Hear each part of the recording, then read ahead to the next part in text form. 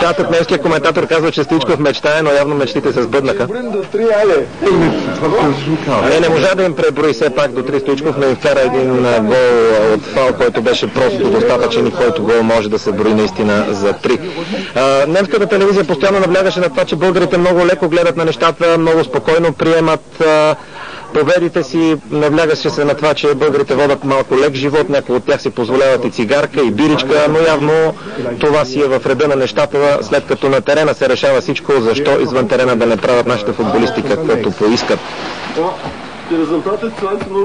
Резултатът ще бъде 2-0 за България, каза тук Александров. Съжалявам за немците, но това е положението. 2-0 непознано от 2-1 ни е достатъчно. Победата пак си е победа за нас. И тук немските коментатори подчертават, че тази победа за футболистите е наистина от историческо значение. А преди мача Стоичков със своята съпруга се чувстваше доста спокоен, сякаш безгрижен за предстоящото в неделя. Имало е защо. Тук Пенев каза една крилата мисъл, че този мач днес е генерална репетиция за европейските квалификации. Сега наистина Германия ни има страха.